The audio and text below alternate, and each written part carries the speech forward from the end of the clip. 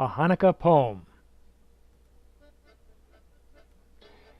'Twas the 8th night of Hannukah, and all through the bedroom not a creature was stirring, not even a redworm.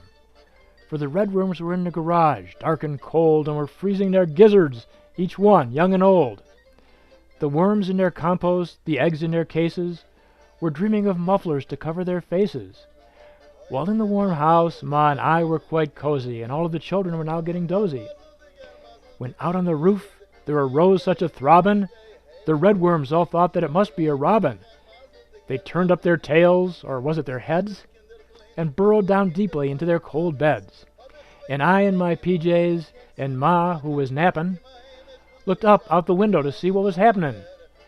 And what did appear to my wondering eyeballers but a miniature sleigh and 8 tiny night crawlers? It was Hannukah Harry, I knew at a glimpse, and he called to his worms just like little brown blimps.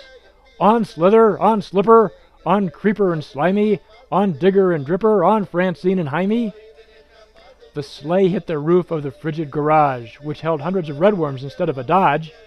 Harry climbed down just as quick as a mouse and hauled his big toy bag right into the house.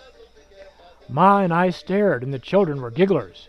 Harry said, "I think you've got some red wigglers. So please point them out, 'cause I brought them some toys. And, oh yes, plus some trinkets for girls and boys." So to the garage I proceeded to take him, which was a mistake. Yes, I sometimes do make 'em. He stood there in shock, if the truth to be told. "You can't leave red wigglers out in the cold. They'll freeze off their heads, or is it their tails? Oh, can't you just hear their poor pitiful wails?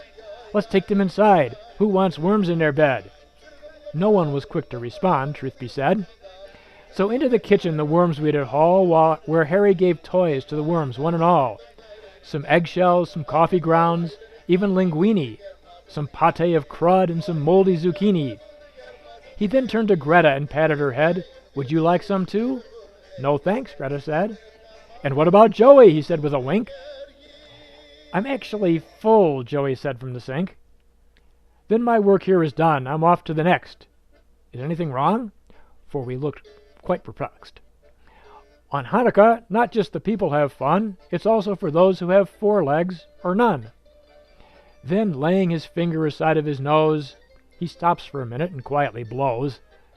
"Excuse me, the cold makes my nose run," he said. "Good yontif to all, and to all a warm bed."